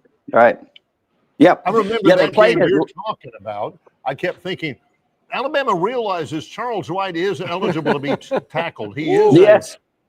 They could not stop that guy. That offensive line that they had was about 3 Pro Bowlers. No joke. Hey, Rodney, I'm just curious. What was the reason they played the game in 71 on Friday night? That's a great question. Now, I don't know that. There you go. Woo! Yeah, I mean, that's a good. It is. It's really good. I'd like to know why they played that on Friday night, but they did, and it was monumental for sure. They had white helmets on in that game. They had white. Can you believe that? They were all white. Yeah, they were all white. Great conversations. Rodney Orr, TighterInsider.com. Great value to be a subscriber to that website. How do people do it? Right. It's TighterInsider.com. It's only $48 a year. You can get instant access with your credit card right now, or you can send a check if it makes you feel more comfortable. Give you access to all our premium information. It's a pretty long update we had yesterday on the takeaways. It was really good. Yeah, that thank was you. Fantastic. I really enjoyed that. Your TI's top camp takeaways. Yeah. So we also mentioned the kicking issues, the concerns in that, by the way. But yes, those types of things were all a part of that. And then, of course, our All Sports Forum. That's our community there. And, we have a great community. It's really nonstop there on TighterInsider.com. Rod, I just wanted to let you know, if I wanted to get all the feedback and conversation and opinion about Auburn claiming these national championships, I went to the Tighter Insider message board. I mean, that's where I got all the info. Yeah, it's they had a time with that one now, I'll tell you. Now, my suggestion, John and Barry, is this. Alabama should go ahead and claim 66 and 77. I'm sure somebody named them, right? So you claim 66 and 77, and guess what? You become the first program to win 3 straight national championships, but not just once, but twice. Yeah. So claim it. There you go. Recognize it. Yes. Rodney, we appreciate you, man. Thanks so much. Okay, guys. Appreciate it. Y'all take care. You too, buddy. Thank you, Rodney Orr, the Tighter Insider, brought to you exclusively by the Destin Connection Seafood Market, 3750 Norman Bridge Road in Montgomery. The freshest seafood direct from the Gulf. Call ahead, 288-4272, and your order will be ready for pickup.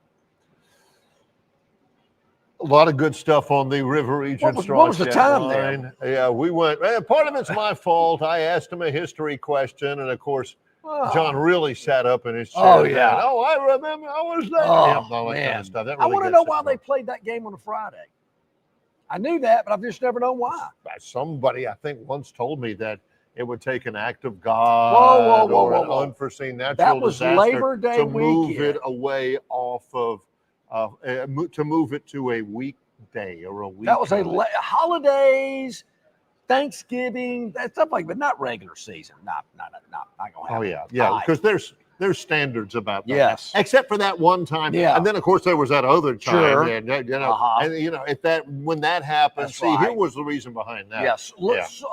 Solar eclipse. Yeah. I think that had something to do with it. A terrible flood. That's my dog right. ate my homework. True. All of those excuses. Coming up in just a little bit, our no excuse zone continues with the Phantom. Correct. Live at Montgomery Regional Airport. Getting better the more you use it. It's Longshore and McKnight in association with Yellowhammer News, presented by Bud Light. The Destin Connection Seafood Market offers the freshest seafood direct from the Gulf of Mexico with deliveries daily. Snapper, grouper, pompano, flounder, copia, along with medium, large, and jumbo shrimp, hand-picked crab meat, and chucked oysters. They can even cook your order for easy, quick pickup. The Destin Connection can make a po' boy with any of their seafood items that folks in New Orleans rave about. Go by and see them at 3750 Norman Bridge Road or call 288-4272 for pickup orders. It doesn't matter if you're running drills at the park, playing pickup on a Saturday, or sinking the final putt. When you compete with your friends with Michelob Ultra on the line, competition isn't that friendly.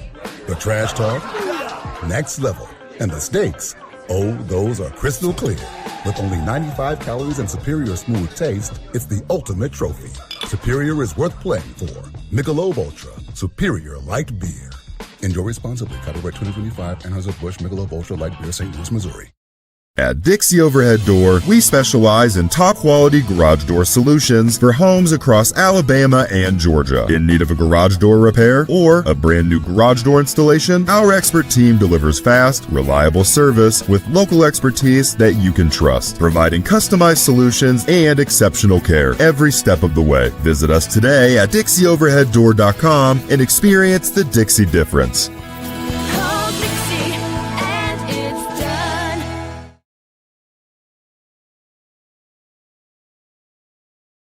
Something that has always kind of been, it's not terrible. I mean, I am always Mr. Congeniality. How are you doing? How are you? Good to see you. I love our friends here at Montgomery Regional Airport. Doing great. Thank you. Appreciate that. We've got so many people that are checking in right now. Yes. We're getting ready. They're over at the Delta counter. Americans over there. People are checking in, getting excited about heading out. They are. And loving Longshore and McKnight for sure. I'm Mr. Congeniality when it comes to security at the airport. Mm-hmm. Man, if you want to pull me aside, absolutely. Yeah. My backpack, take a look at it. I mean, kind of a little bit of an inconvenience, but not anymore. Nope. As of, I guess, about 6 weeks ago. Yep. You ain't got to take your shoes off over there, No. which, sometimes you still do. And if they do, man, I'm happy with it. But you used to have to hang on. Yeah. Well, I will say this, Barry. Now, I've not taken my shoes or my belt off in probably over 3 or 4 years, well, longer than that, actually, because of TSA pre-check. And, of course, they offer that here as well. So if you have TSA pre-check, you're zipping in even faster here at Montgomery Regional Airport. If there is a faster, more streamlined, more pleasant check-in experience at a major airport like the Montgomery Regional Airport, I'd like to see it. Because I don't think it exists. I'm with this place. I mean, you can get in, checked in if you want to, pre-check, go up there, go through security, and you'll be sipping a hot coffee in minutes. Yeah, you really will, babe. The Dunkin' Donuts location. Oh, yeah. Up there, through TSA pre-check, new Dunkin' Donuts. I wonder if John gets a free order of donut holes, because he'll always mention that Dunkin' Donuts right inside. I do. Matter of fact, Barry, I was at a Dunkin' Donuts yesterday. I have a credit card that I get $7 worth of free Dunkin' product every month. So I think about it every month. I go by this Dunkin' location. I get the boys some donuts for breakfast. So I got it was $9.01. So I got half a dozen donuts for $2 and a penny. because I'm getting a $7 credit. All right.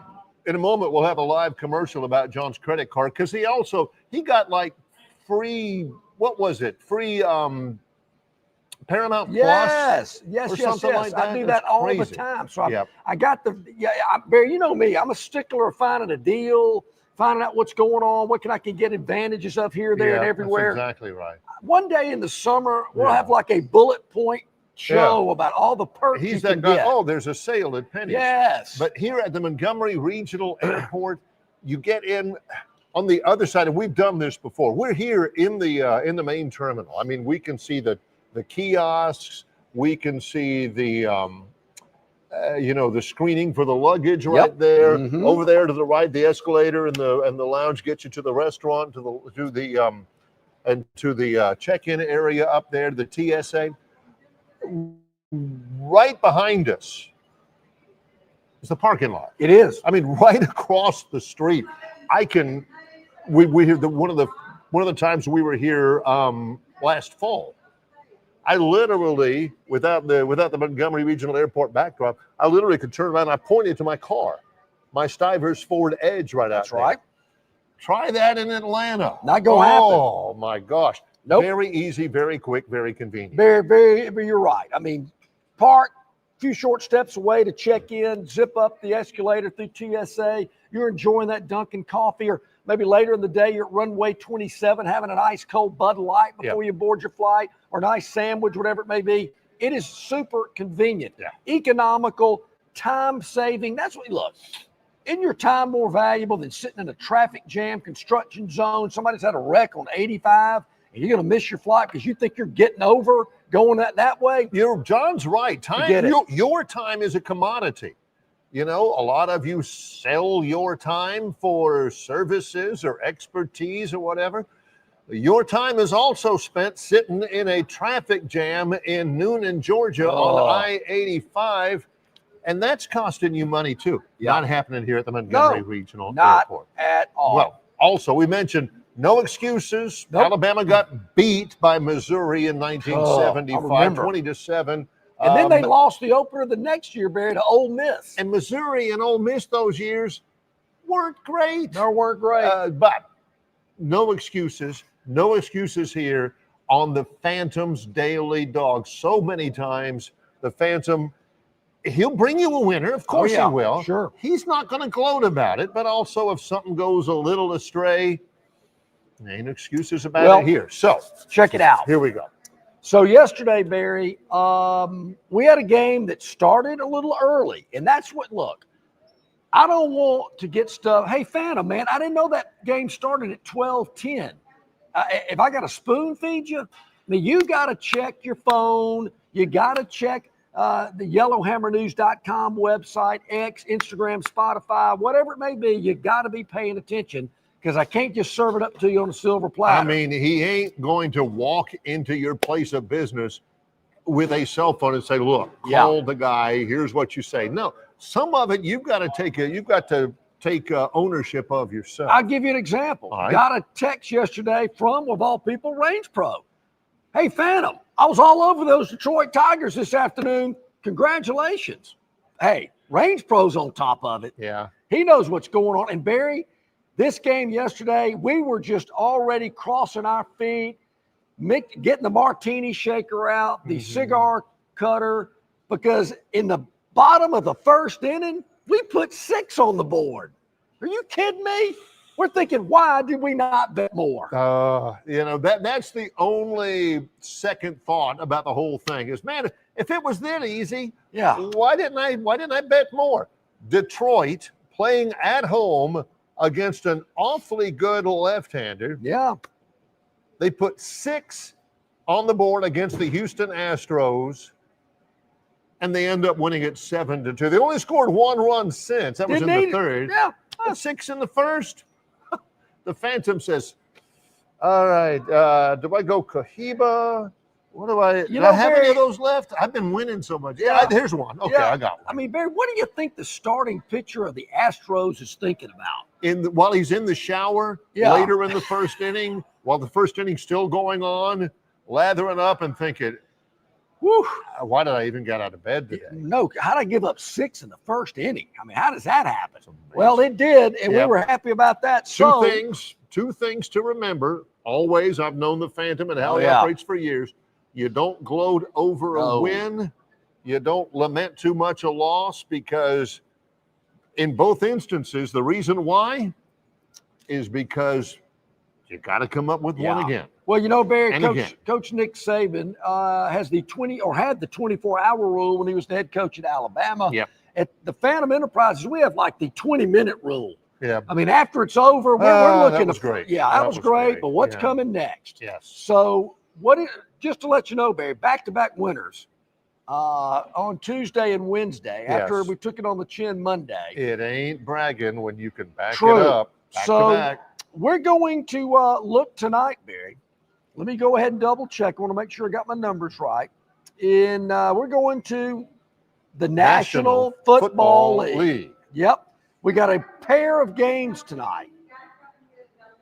We have got Pittsburgh at Carolina. That game's in Charlotte, 6 o'clock, 6 p.m. on the NFL Network. Then we have New England at the New York Giants. That's on Prime Video. Yep, which used to tick John off. Well, how do I get that? All I know is my kids always use Prime all the time. How do I get – now John is a Prime Video aficionado. Yeah. Looking at this number. That's Patriots, Giants in New York, Steelers and the Panthers in Charlotte.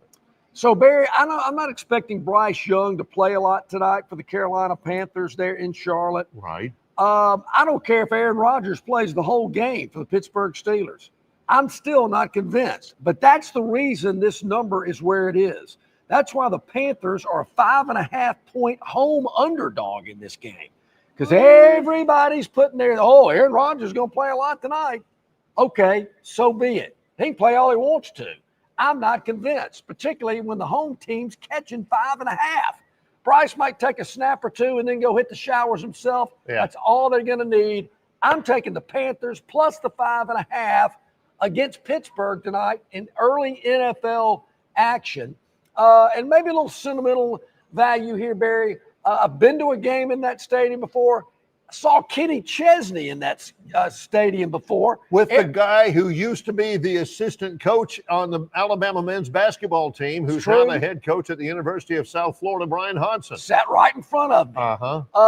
The only problem I had about that stadium, took a little while to get some refreshments, but no problem. I got over that. But every experience was good. Tonight's experience is going to be good too. Take the home team, the Carolina Panthers, plus 5.5, hosting the Pittsburgh Steelers. That is the Phantom's Daily Dog. When we come back, it's the Gurn Jr. Victoryland 777 Topic Wheel live from the Montgomery Regional Airport. FlyMGM.com and travel above. It's Longshore and McKnight in association with Yellowhammer News, presented by Bud Light. Known by avid golfers as one of the most beautiful and challenging stops on the Robert Trent Jones Golf Trail, Cambrian Ridge in Greenville lies just 40 miles from Montgomery. It is well worth the ride for any golfer looking for 27 holes of jaw-dropping golf. The greens have been redesigned to accommodate the higher green speeds associated with their installation of the latest generation of ultra-dwarf Bermuda grass. Cambrian Ridge offers a fully stocked pro shop with all the latest equipment and apparel. Great food and beverages in the clubhouse can be enjoyed both before and after your round. Get your group together and hit the trail. Go to rtjgolf.com/Cambrian Ridge for tee times and more information. All right, man, grab a Budweiser and take a knee. It is the best time of the year. It's baseball season. That means sunshine. It means behind-the-back peanut tosses. And it means sharing some cold, frosty Budweisers with your boys. Because there's nothing more American than watching America's game with America's beer. So let me ask you something. Are you ready to bring your A game? Are you ready to cheer every frozen rope down the line and amazing catch at the warning track? Are you ready for pitchers' duels and slugfests? Tell me, are you ready for the thrill of an incredible walk-off victory? I can't hear you. Are you ready for Budweiser and baseball? Captain, get on your feet, raise an ice-cold bud, and let's make this season larger than life. Great times are waiting. Get some bud! Enjoy responsibly. Budweiser Beer, Anheuser-Busch, St. Louis, Missouri. Play to win big at Victoryland Casino, where the hottest, most exciting games are waiting for you. Big bonuses, giant jackpots, and rewards keep our guests coming back for more. Visit our Players Club today and check out this month's exciting free play promotions. You'll have more fun at Victoryland Casino, where you can be a winner too. Victoryland Casino, off I-85 exit 22 in Shorter, Alabama. Must be 21 or older.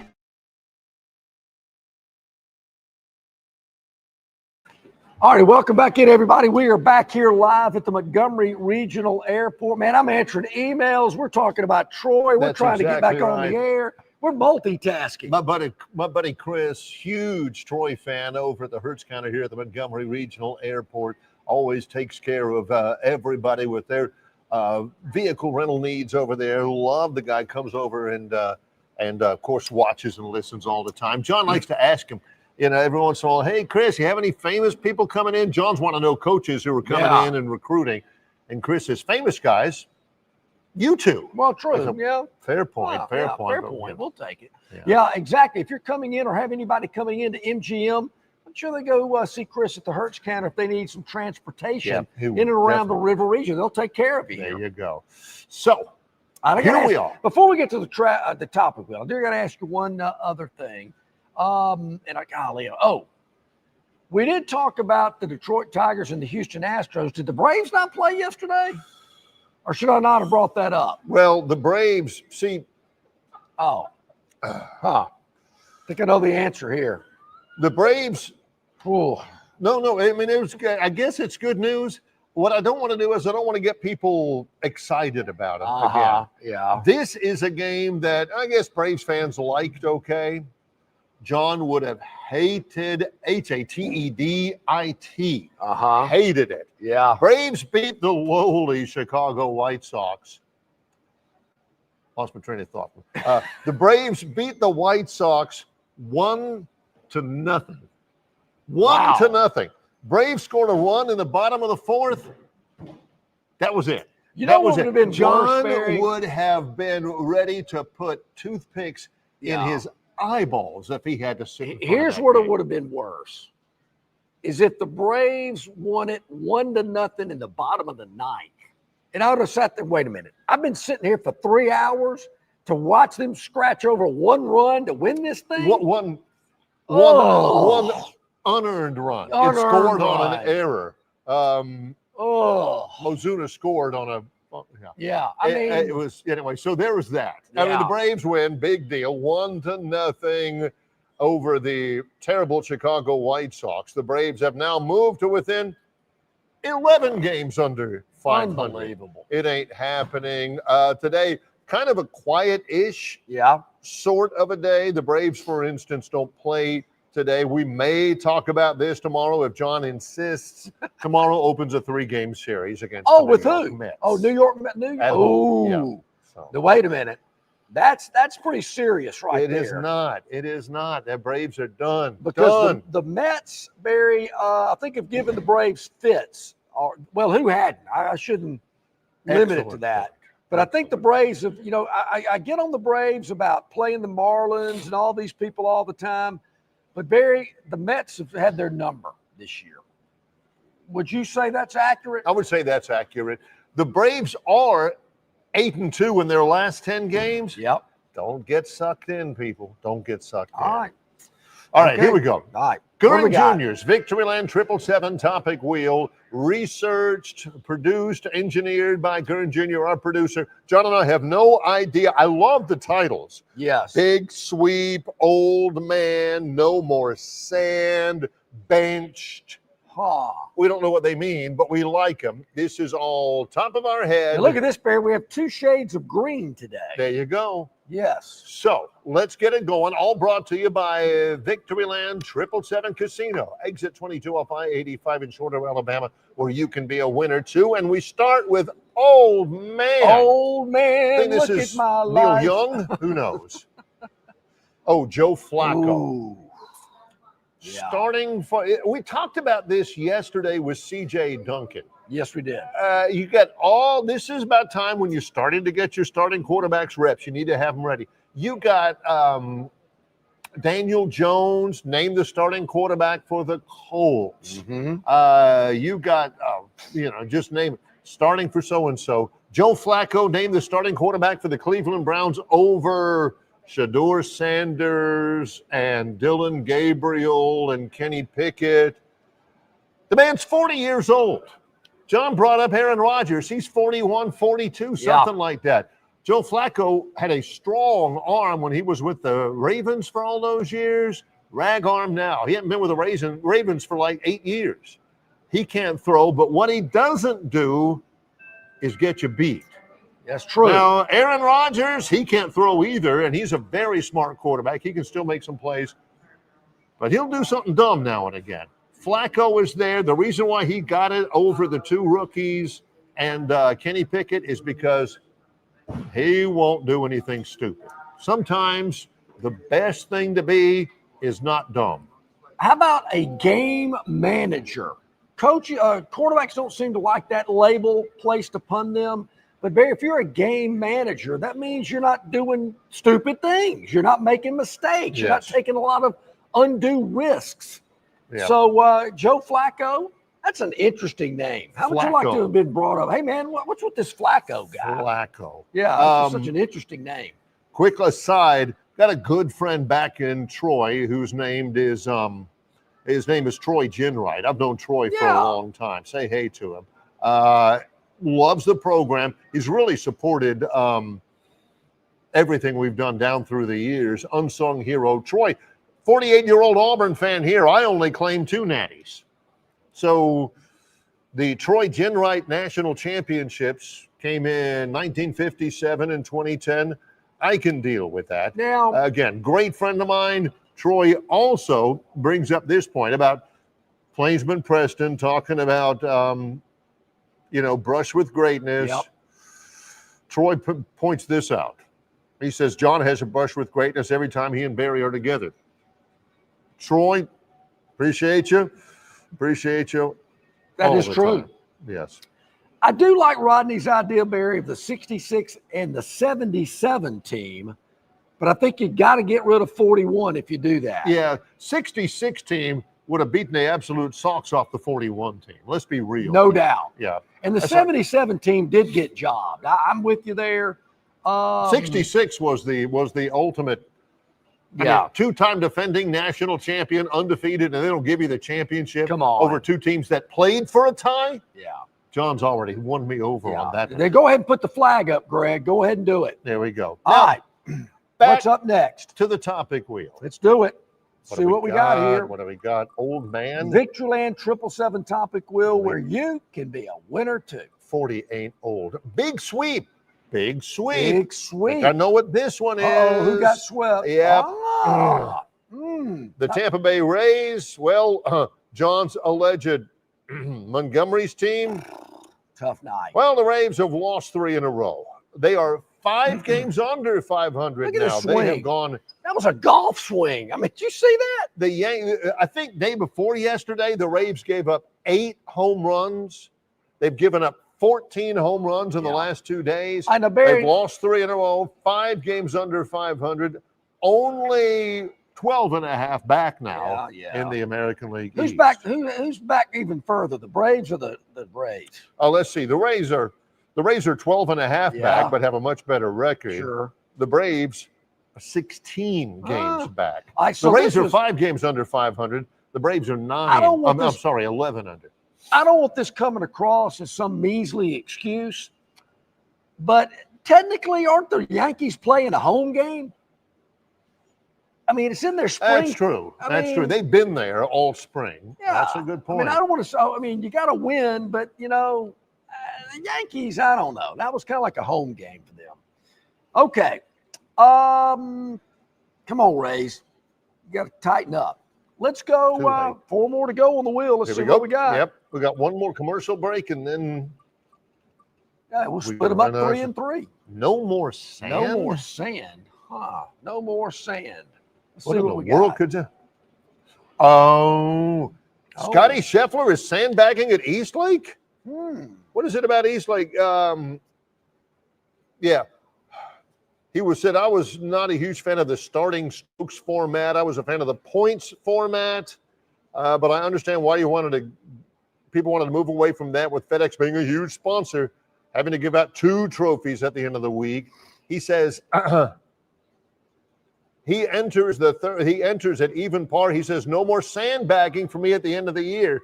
You know, when he was already so far out in front. Yes. Let's just highlight underneath that there, Gern. Let's get back to that. This is how Scheffler's year has gone. FedEx points, he won at BMW last week. His point total, 7,456. McIlroy second, 3,687. Why is anybody even paying attention to the FedEx Not going to be able Cup to catch that. Not going to be able to catch that. Yes. That is, it's going to be a good week over there. Yeah. And, you know, we've talked about it's an interesting story where Eastlake is located. It's on a lake, probably in East Atlanta. Well, it is. It's on I-20. It's off of I-20. And Barry was in an area that had been kind of decaying, kind of not really, not one of the better parts of Atlanta. Bobby Jones's course. And they went in there and basically, because they wanted to bring it back to life. And there's a real estate guy in Atlanta. Last name is Cousins. I can't remember his first name. He's the guy that basically got Eastlake, brought it back to life, invigorated it and renewed it. And I actually played it once before it was renewed and redone, and once after. And it's a great spot. It's a very interesting golf course and a real interesting location. Tom Cousins. So yeah, and they've got I don't know if it's always going to be at Eastlake, but they've done a good job with it. Tom, by the way, passed away 3 weeks ago. Oh wow! How about that? Man. Take a break. Yep. When we come back, we'll wrap up the Victoryland 777 Topic Wheel and this edition of Longshore and McKnight, live from the Montgomery Regional Airport in association with Yellowhammer News, presented by Bud Light. Local banking expertise, the newest innovations and technology, personal attention, genuine hospitality. It's all just part of the Riverbank and Trust difference. They invite you to experience it for yourself. Welcome to banking above and beyond at Riverbank and Trust. Locations throughout the river region, locations throughout the state of Alabama. Riverbank and Trust. Jim Massey's Cleaners and Laundry is an Alabama-based, family-owned and operated business that specializes in dry cleaning and laundry, serving the river region since 1941. There are 12 convenient locations across the river region. Find one close to you or call 481-1911 for free pickup and delivery. For 83 years, Central Alabama has trusted Jim Massey's Cleaners and Laundry. You should too. All right, here we go. Back at it. We got about 8 minutes to the top of the hour, reminding everybody, flymgm.com for all of your travel needs. Hey, if you're heading to football games this fall, make sure it starts right here at MGM. And I do like their backdrop here, Barry. This is nice. Yeah, how about that? That's very nice. This is nice. Okay. Love the logo. We got 3 more to go on our Victoryland 777 Topic Wheel. Victoryland, exit 22 off I-85 in Shorter, Alabama, where you can be a winner too. Let's spin it and see what pops up. Greggy, is it always this light? Wasn't it Def Leppard who had a song? It's too light. No. Too late. Oh, yeah. Urban Meyer. Yeah, the Michigan penalties were laughable. Michigan cheated, organized cheating. They had it was like the criminal underworld of cheating. They had capos, they had Godfathers, they had, all these guys cheated. And they don't get a postseason ban. They don't get games taken away. It's going to cost them maybe $20 million, but they won a natty. They won a natty. Auburn's going to make $20 million off of Yellowwood in the next several years. They win a natty, hey, $20 million. Hey, that's business. Wait a minute. So Michigan, it cost them $20 million to win that natty? Yeah. And 15 years earlier, it only cost $180,000 to win a natty. I mean, inflation. Back to the screen. Oh, Gurn, let's throw that back up there. NCAA enforcement bear is basically dead. Meyer had to deal with that at Ohio State after Tressel got him in trouble. That was a postseason ban. The recent NCAA ruling not to punish the players that weren't involved is correct. Also, it proves that the NCAA as an enforcement arm no longer exists. They've had a lot of different cases where something that were like a tutor, they judged helped a little too much in 3 student athletes writing a paper. So this program got on a postseason ban, cost them millions, cost them TV money, all kinds of stuff. Michigan, basically, Jim Harbaugh's got a 10-year show cause. He ain't never coaching in college. They don't care if it's 100 years. So what? Yeah, I ain't coming back. Yeah. What? That's like John getting a 10-year ban from the Hong Kong buffet #2 in Auburn, and he took a month to get over. His last visit. That's fine. Heck, I ain't going back. That type of a thing. Connor Stallions has got like a 3 or a 4-year show cause. That's basically the only thing other than money that Michigan is going to get kicked with. And money. They got a booster or 2 with a natty. He might write a $20 million check himself. Sure. It's ridiculous. Here. Kind of like there again, 15 years ago, it's kind of ridiculous. We didn't see anything here. Okay, anyway, it's amazing how I can just intertwine that still 15 years after the fact. Yeah. I don't think I'll ever lose that Plainsman, touch. Preston, and Chris, we're going to spin. Yeah. We're going to spin. These guys are just itching just to type something. Yeah, we got it. We got to flesh out what they're talking about, though. Back to the topic. Yes, wheel. 2 more to go. Let's see what we got. Can we get them in? I think we can. No, ain't no question. Victoryland 777 topic wheel. Going to end on, wow, now I know a little bit about this. Yeah. Benched. Who got benched? Yeah. We talked about this yesterday. Daniel Jones, former Giant, now named the starting quarterback for the Colts. Anthony Richardson, who has a world of talent. He says, I feel like I've tried everything I can do, and I feel like he's given great effort. He's trying. I just don't think either way, one or the other. I just think right now the consistency is not where he wants to be. This is Shane Steichen. He said, he's got to go with Daniel Jones because he simply is more consistent. Consistency is a big thing at quarterback. And I think Anthony Richardson has handled this well. Obviously, he's disappointed. His agent, on the other hand, I understand, has not been real happy. Here's the deal, and I know some of you will make this comparison to another quarterback. Anthony Richardson is a great athlete. Yep. Like a friend of mine who's a big Colts fan told me, what if you have a guy who can run like a deer, who's big and strong and armed like a rocket, can throw, make every throw, whatever, but has absolutely no aptitude for playing quarterback in American football? What if you have a guy who has all the tools, but is just not a quarterback? Does that sound familiar to anybody? A particular diatribe that somebody brought back a year or so ago? Anthony Richardson is a great guy, hard worker, good to his mama, crosses the street at the crosswalk, doesn't kick a dog or anything. But he just is not wired to play quarterback. I don't think he is. I'm with you there.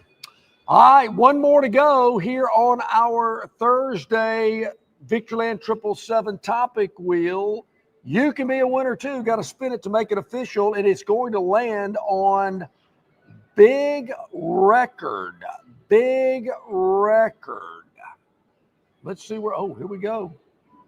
Paige Beckers, WNBA rookie scoring record. She plays for the Wings, which I think is in Dallas, but don't quote me on that. Didn't Montgomery have a team called the Wings? They did. Yeah. You and I were the honorary first base coaches one day. Remember that. Paige Beckers had 44, 4 of 4 from three-point range. She's a terrific player. She'll be the rookie of the year in the WNBA. And she had the best rookie season scoring-wise of anybody in history. Former UConn product. rangy, athletic. She's had a couple of ACLs, but terrific player. Yep. They do have some talents. They just don't have enough of them. I love Beckers. I love Caitlin Clark, Diana Taurasi, Aja Wilson. I can name a few on the WNBA, but as a whole, I'm a big believer in it. I love women's basketball. I love collegiate women's basketball. The WNBA almost lost me with these T-shirts that say "Pay us what we're owed." Oh, I thought it was when they were throwing things on the court. Well, that is our Victoryland 777 Topic Wheel, and that's our show for this week. How about that? We have been proud, as always, every month to be guests of our good friend Brittany over there, and everybody here at the Montgomery Regional Airport. Well, they do a great job, Barry. Make sure your travels start right here at MGM. Go to flymgm.com for the lowest fares, the greatest connections to points all over the globe. Tomorrow, we're at Stivers Chrysler Dodge Jeep Ram in Prattville, where Lee Sterling from Paramount Sports will join us. Ralph Michaels from Wager Talk will be here. Does the Phantom have a week 0 play tomorrow? You never know. Could be. Tomorrow is game day eve in college football, and we are all about it. For our producer, Gurn Jr., John Longshore, Barry McKnight from the Montgomery Regional Airport, it's Longshore and McKnight in association with Yellowhammer News, presented by Bud Light.